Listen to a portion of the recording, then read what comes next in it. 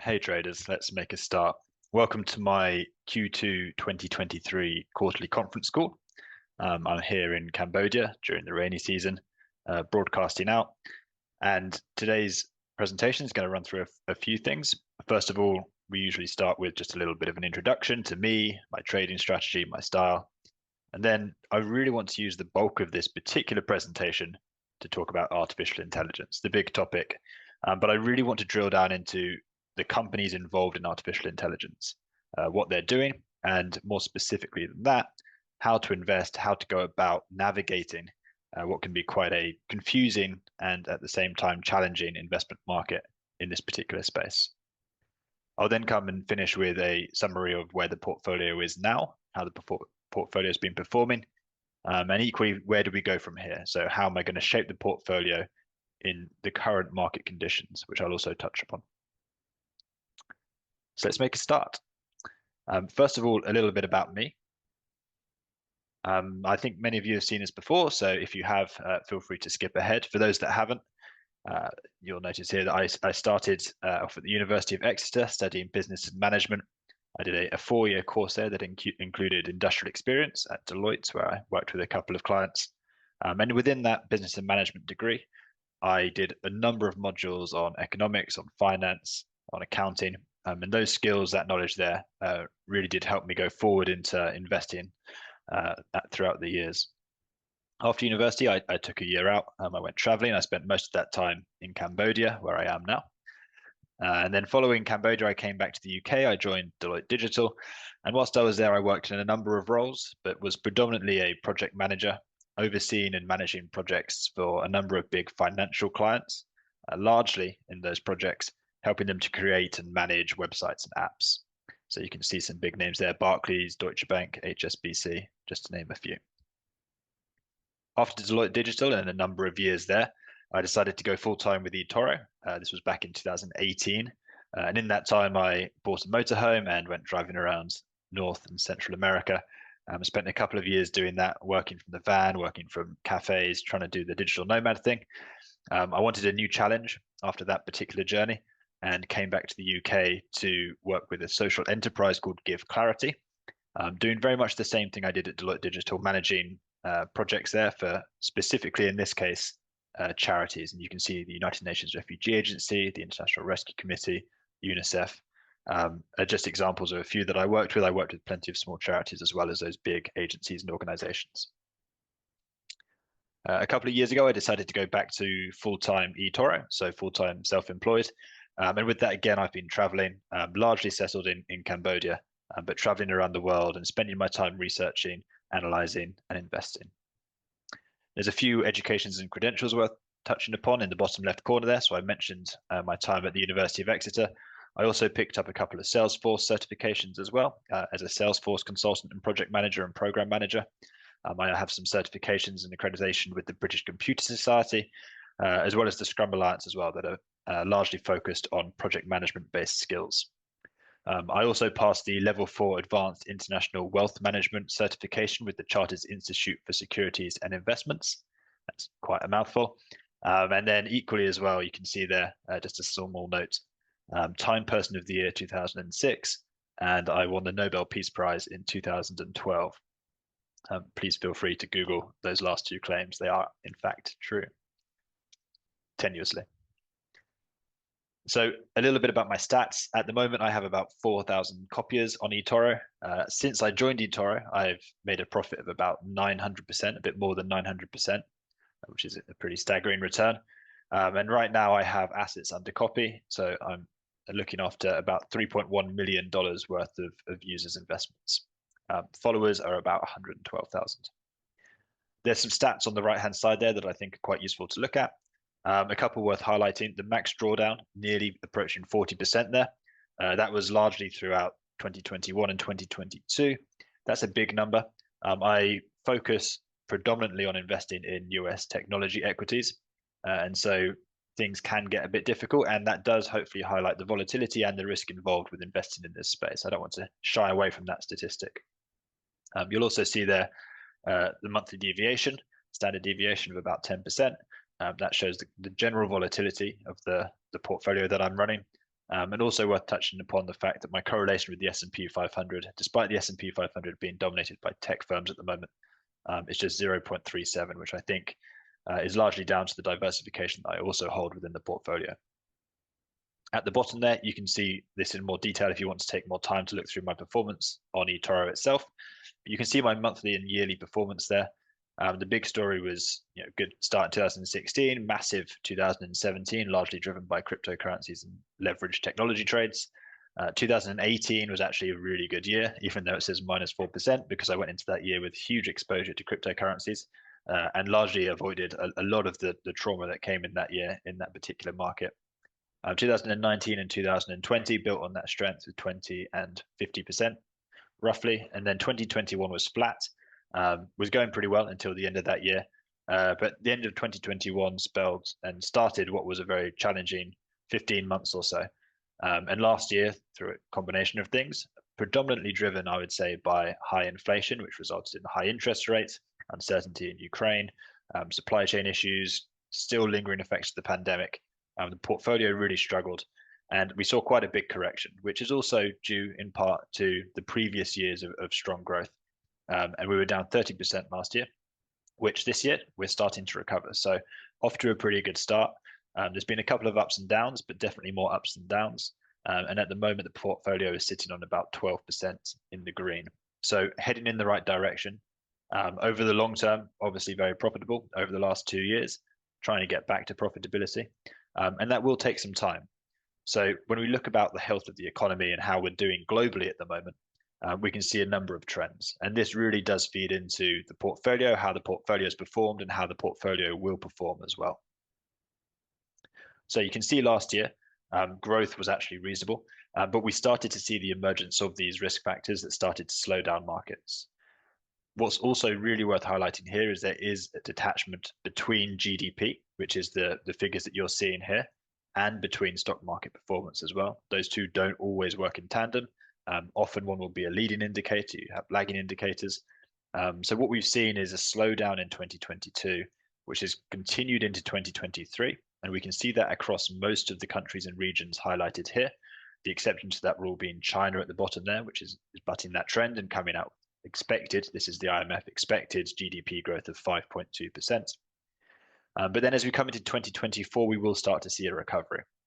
Now, that's definitely not a given, but it does hopefully bode well for the portfolio. We'll get back on solid ground and start to make some profits again, as we have done at the start of this year so far. But there are still risks that remain, of course. The war in Ukraine continues to be volatile, and hopefully that doesn't escalate. On top of that, inflation is coming down, but still remains high.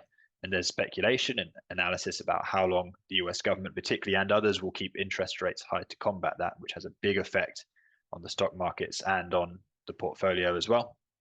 And then also, as we've seen in the last few months, the fragility in the financial services industry with the collapse of some big banks in the US. That does seem to have stabilized now. I was reading a Morgan Stanley report yesterday that was talking about how their growth projections for the rest of the year have improved because that risk has seemingly been mitigated now. There seems to be some stability in that situation.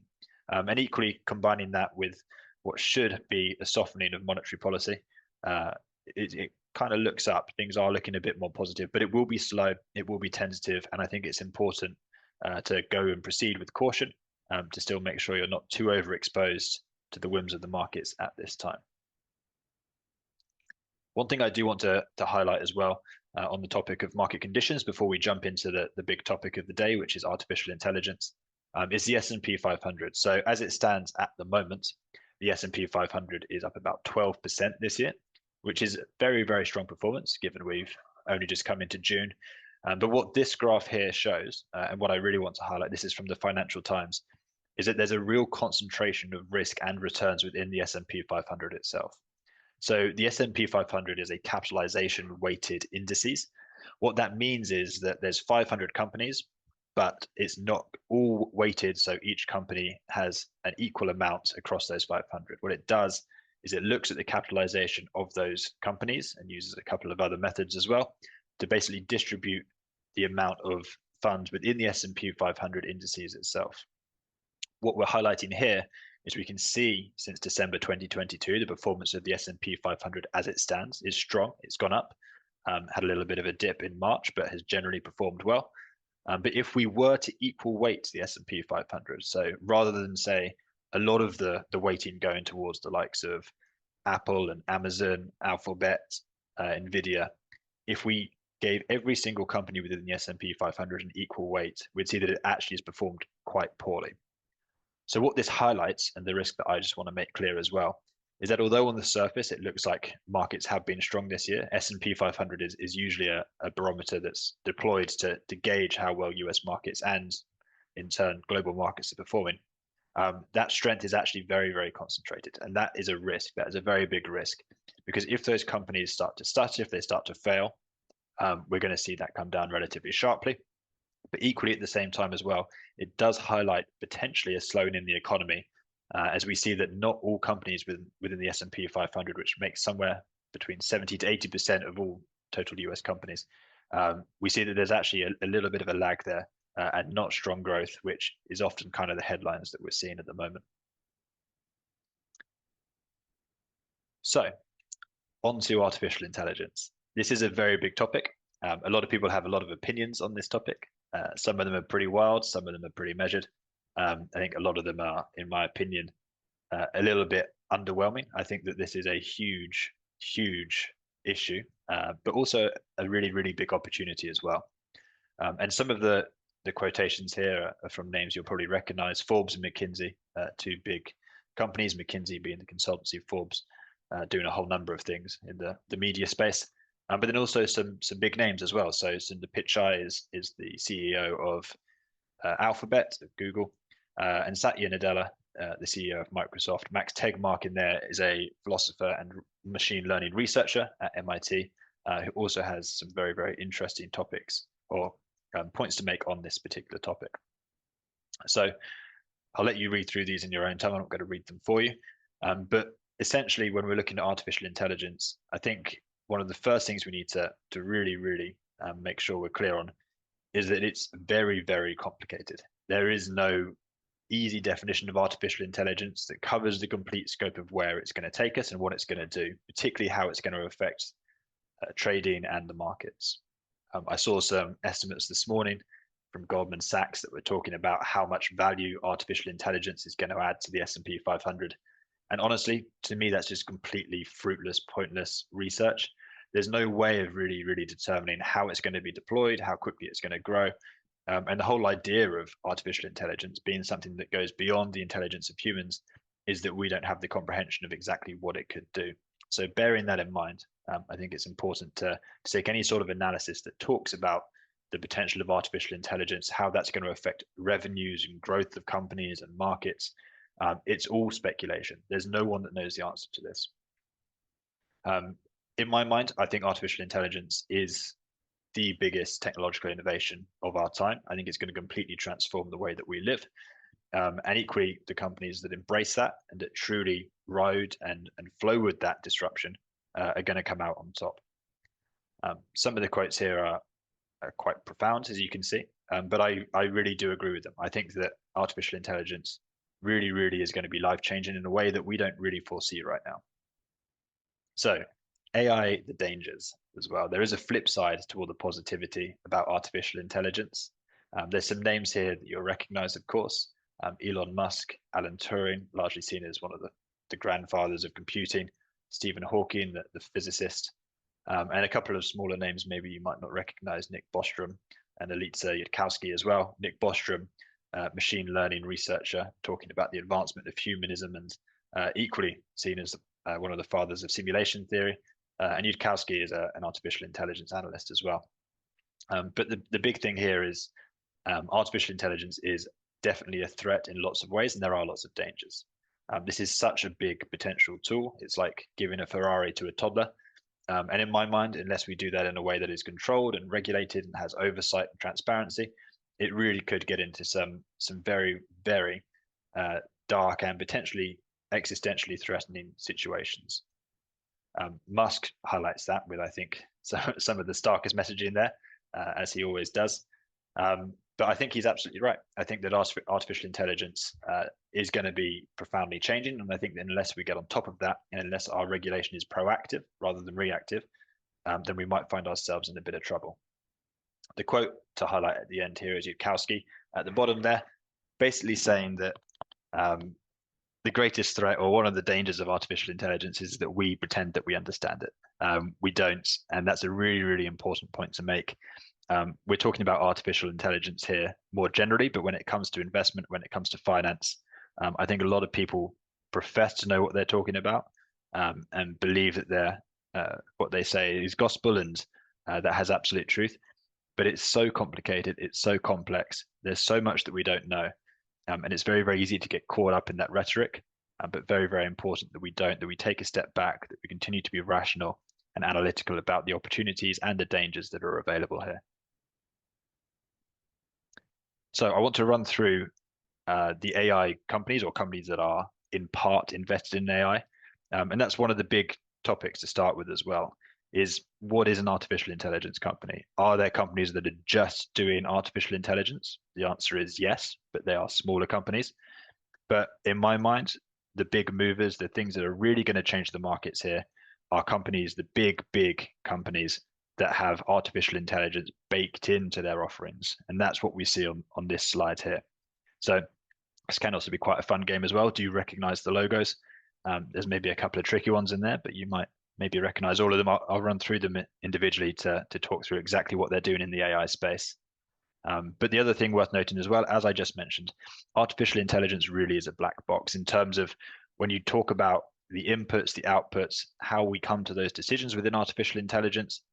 A lot of the answer is we don't know. We don't know why it is spitting out the results that it does. And within that, it makes it very, very difficult to evaluate the strength of artificial intelligence programming within these companies. And as a product of that, how much revenue, how much monetization is coming from that. So that's the first thing, is we really, really need to ensure in our minds that we understand that we don't understand. And another thing worth highlighting as well is artificial intelligence has really come to the fore more recently because of large language models. Now, LLM, as it's called, represents a small fragment, a sector of what artificial intelligence can do more broadly. It's the part that speaks to us. ChatGPT is a great example. It's something that we can interact with. There's a narrative. We can communicate as humans through that, which sounds a bit silly and a bit crazy as itself. But artificial intelligence is this great behemoth, this huge power. And LLM represents just the bandwidth or the interface by which we're actually starting to communicate it and get value from it. But what artificial intelligence does is it has roots much deeper than that. So that's also worth highlighting, is LLM is a small part of artificial intelligence more broadly. So don't get caught up too much in the hysteria of ChatGPT and Bard and various others that are in the news and the headlines at the moment. So to run through these and my thoughts on them, these are the big players, some bigger than others, some really sort of diving into artificial intelligence, others not. Microsoft making headlines because they've been big investors in OpenAI, which is the platform that runs ChatGPT. They invested $10 billion in that.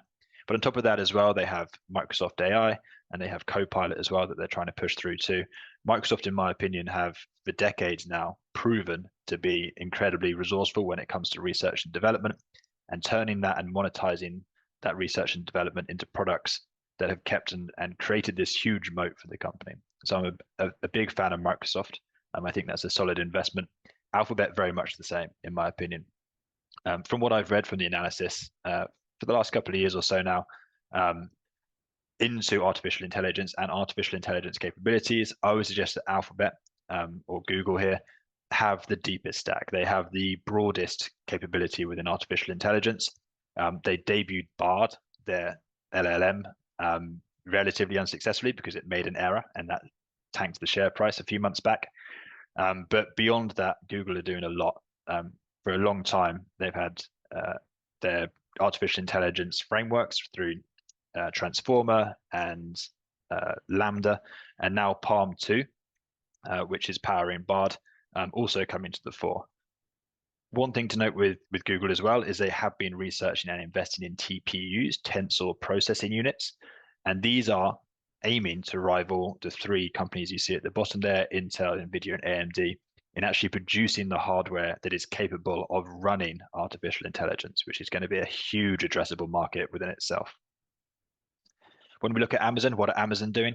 Amazon recently announced the release of a suite of artificial intelligence products for AWS customers called Bedrock. That's starting to open up possibilities for people to really get hold of big data and do modeling. But beyond that, I think artificial intelligence is slightly more limited in terms of what Amazon can do with it. But there's definitely the potential there. Meta, of course, has billions and billions of users across the world and huge amounts of data. So artificial intelligence can play a big part there. They have Meta AI, which is not exactly imaginatively named, but they're doing some interesting work there. And what is different to other companies is they've released their program Llama as open source, encouraging developers to use it and to basically build within Meta's ecosystem of platforms and applications. The one in the top right, the logo there, you might not recognize, is Baidu. That's the Chinese search engine market leader. So that people make parallels with Google, but they do quite different things in my view. So Baidu has, by a lot of analysts' opinion, got the leap on other Chinese companies in terms of artificial intelligence. They've released a chatbot as well called Ernie, and they're starting to make strides into that space. In terms of as an investment, I think Baidu, as well as plenty of other Chinese companies, are very risky. I've invested in Baidu in the past, as well as plenty of other Chinese equities. But you have to recognize that they are under the thumb of the Chinese state, and that presents with it plenty of risk, as we saw in the last couple of years when they decide to crack down with regulation and various other fines and measures to take on technology companies. On the second row now, you can see Salesforce. So I've worked with Salesforce software very closely for a number of years. Salesforce invested in artificial intelligence years ago. They created a platform called Einstein. In terms of the tangible benefits that Einstein's offered, that has been limited. It was a lot of talk for a long time without too much substance, but they've now transformed Einstein to also include Einstein GPT. And again, with the data there, there's plenty of potential. Salesforce, I think we should give a lot of credit to because they have been in the space for a while. It's not like they're trying to latch on to the hype of the last 6 months or so with artificial intelligence. So the capabilities there are strong. They recently announced a collaboration within the last 24 hours with Google Cloud as well, to really target customers and drive revenue growth for their clients. The logo next to Salesforce is Palantir, the defense company, using artificial intelligence and big data, largely with the US government for defense contracts. It's a bit of a mystery in terms of the capabilities of their artificial intelligence, but the US government obviously seems to think that they're doing some good work. As an investment, again, is risky because it is a bit of a black box. It's unclear and difficult to see exactly what they're offering and how that monetization is generated. And for me, the whole defense industry is a little bit shady, so something that I stay clear of. But Palantir is very much on the forefront of artificial intelligence in that sector. Earlier this week, Apple held their Worldwide Developer Conference. You may have seen that. The big news that came out of that, of course, was their step into the virtual reality, artificial reality, or augmented reality, mixed reality space, which they're trying to coin as spatial spaces and stuff like that. But they announced the Vision Pro at a price point of $3,500, which is obviously quite a lot. What they didn't talk about, though, is also equally important, and they really didn't talk about artificial intelligence that much. So as we saw with plenty of earnings reports and presentations by a lot of the companies on this list, artificial intelligence is the big topic. Apple have been quite quiet on it. That's not to say they don't have development there. Unquestionably, they're plowing billions of dollars into artificial intelligence. But similarly with their release on Monday, a lot of it is kept under wraps for a long time, and they don't tend to put out speculative products. They tend to put out very refined products. So Apple have a huge potential there with artificial intelligence. But for now, it's very, very difficult to say you should add value to Apple because of their artificial intelligence capabilities. I popped IBM on the list as a bit of a computing dinosaur. They're desperately trying to catch up with artificial intelligence and are making strides. They're also moving into the quantum computing space as well. But IBM since '97, since Deep Blue beat Garry Kasparov, have been lagging behind a bit, but have announced the evolution of Watson into Watson X for their artificial intelligence capabilities. I think IBM have been a bit stagnant for a while. I think it's a bit of a risky investment. I can't see them breaking through and really challenging other big players here, but they do generate quite a lot of revenue, even if margins have been shrinking. The bottom three here are all in the hardware space that are powering artificial intelligence. So the main player, Nvidia, in the middle there, you would have seen maybe in the last few weeks or so, they announced their earnings and it was explosive. Incredible revenues, good margins, and equally as well, good forecasting too, which really pumped up their share price, got their valuation over $1 trillion. And in my mind, for pretty good reason as well. It's estimated that they operate over 90% of the GPU market that is powering machine learning. And Intel and AMD on either side of them there are really struggling to catch up. So NVIDIA through A100 and H100 chips, amongst others, are really, really leading the charge here. The question is their current valuation justified? It is very, very high. So obviously they're going to grow as a company. Obviously there's a big addressable market there. But is the share price currently peaking a little bit? Is it worth waiting? I probably think so. And then maybe if you are going to invest dollar cost averaging into that position. Intel are trying to catch up. They're trying to do their best. They announced that they're going to be releasing the Falcon Shores chip, but that's probably going to be a year or two before that's available to catch up with NVIDIA. Beyond that, they've been trying to do what they can to stay relevant in the space. And again, huge, monstrous size revenues. But can they keep up with the level of innovation and disruption that we see at the likes of NVIDIA? AMD as well have seen the share price been really volatile over the last couple of years, focusing more on data center capabilities. And again, similar to Intel announcing the MI300 chip, which is hoping to rival NVIDIA and get into that space and take away some of that market share. But for now, as we've seen and as we've heard, NVIDIA very, very much out in front, but that market should be shared. And as I mentioned before as well, keep an eye out for Alphabet too, moving into that space with their TPUs, which are on version 4 now. So those are the big companies. How about some of the smaller players? Not all of these are investable as publicly listed companies. There's a lot of private funding going on. But I want to touch on some of the smaller companies as well, just to highlight some of these that may break through. If they're not breaking through and creating huge, big companies within themselves, they're definitely ripe for merger and acquisitions. So maybe not a bad bet, but there are some huge valuations here for what are quite small companies as it stands in terms of revenue and profits. In the top left there, the first one, the Sam Altman-led OpenAI, as I mentioned, powering ChatGPT. I don't think we need to delve into that one too much more, but a $10 billion round of funding from Microsoft, I think, suggests that they are doing something right, and ChatGPT is definitely the LLM that's making headlines around the world. C3 AI is a big one because it's one of the biggest companies that has AI in their name that is publicly listed. And honestly, that is quite a big factor in people's decisions in terms of how to invest in the AI space. In terms of the company itself, it offers an AI platform at an enterprise level. So working with big companies, it's very reliant on the likes of Google for its revenue, but it doesn't actually have that many customers. Their customers are about somewhere between 250 to 300 customers.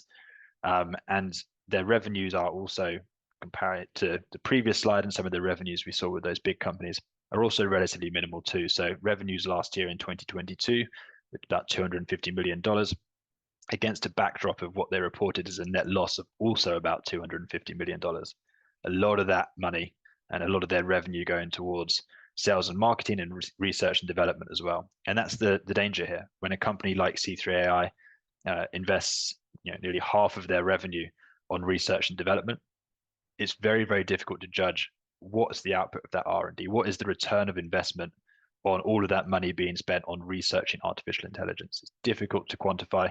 There's a handful of people that know the answer to that question, and they work for C3 AI. The company valuation for C3 AI is about $4 billion. For me, I think that this stock has been overhyped. I don't think they've shown anything necessarily that is particularly groundbreaking. They are trying to establish themselves as the major player in their particular space. And maybe that will happen, but I think it might be one of those companies that's caught up in the hype and hysteria of artificial intelligence. SoundHound also falls into that category. So SoundHound does voice artificial intelligence networking. And what they do is for example, if you're going to a takeaway service or a drive-through, you'll say your order, it will interpret that, say something back through generative artificial intelligence, complete the order, as well as many, many other applicable use cases as well.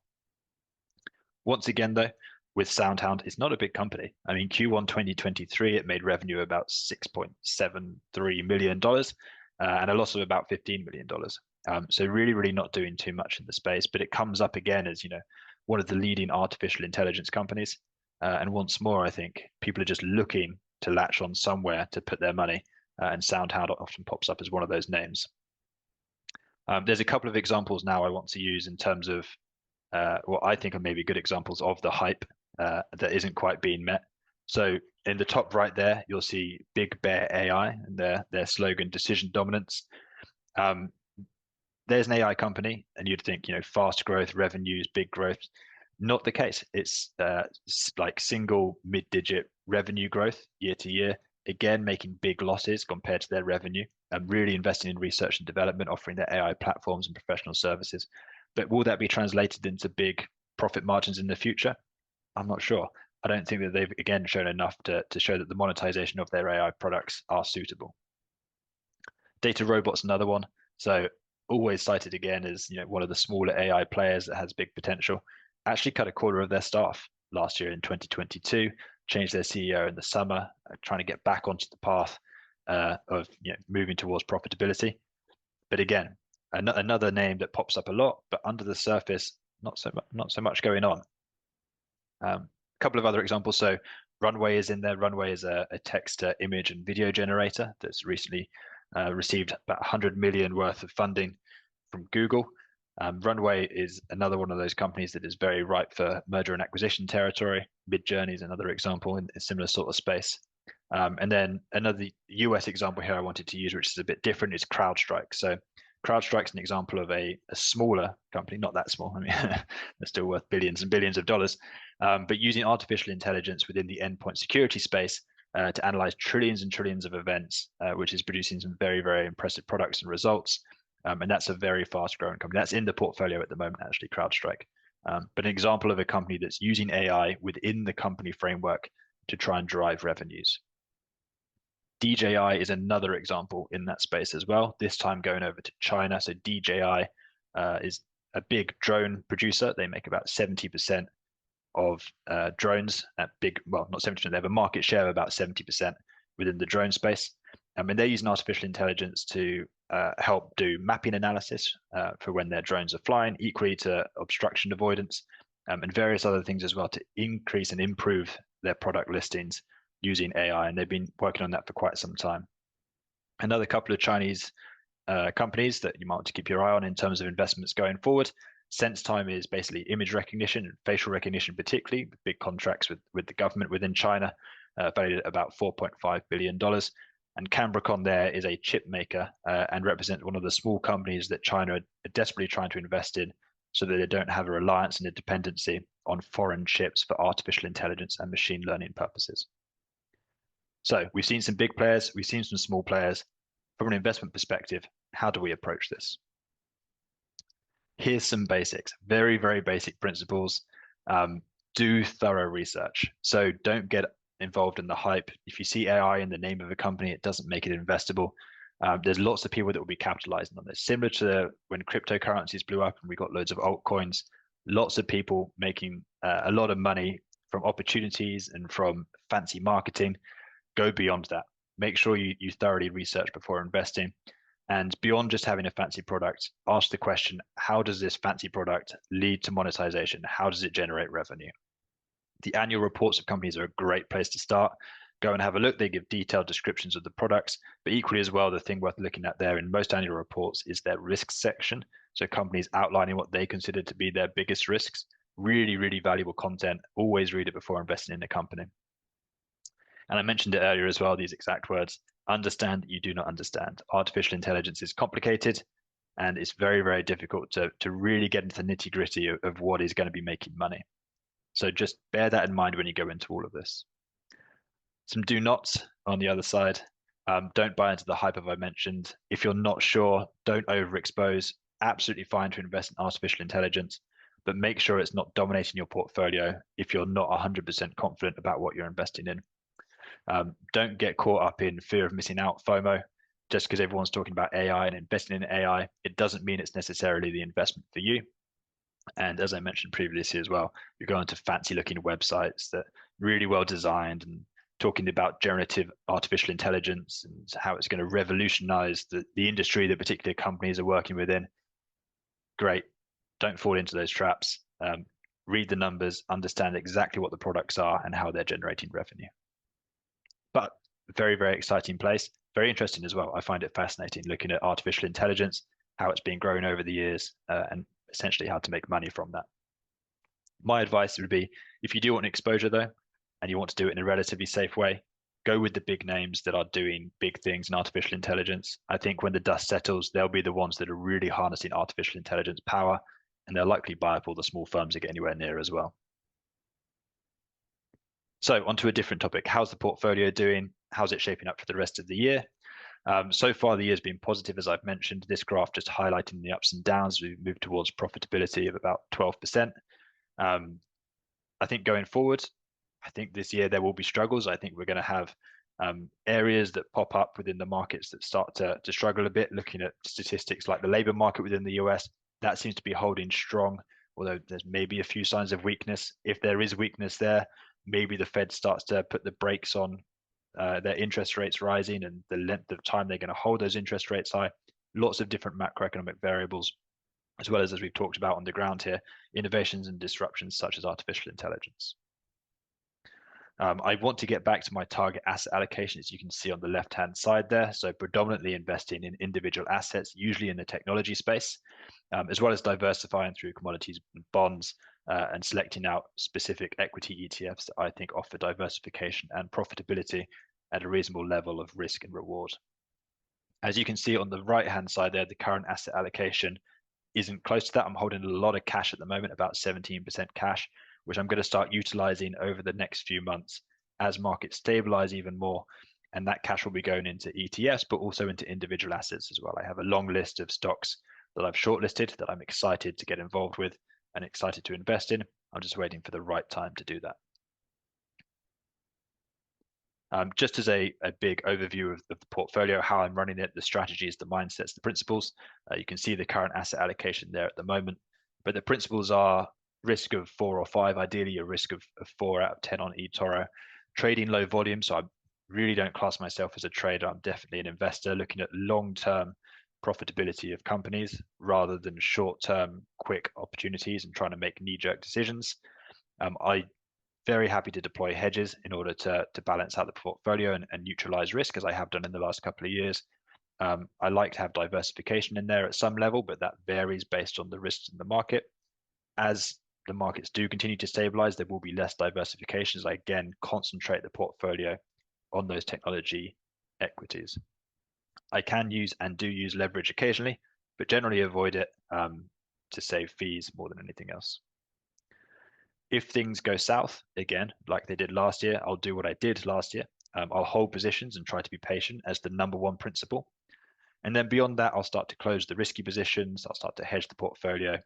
And then where required, rebalance the asset allocation, as you can see I have done at the moment, and what we're trying to reverse. So that brings me to the end of the presentation. Thank you for joining. Artificial intelligence is the big topic of the day, of course. My investments going forward are definitely going to be influenced by that space, and I really enjoy researching into that space. If you have any questions or comments on that topic or anything else in this presentation or anything more broadly, please do reach out to me on eToro, and also feel free to connect on LinkedIn as well. Thank you for tuning in. I hope you have a wonderful day ahead.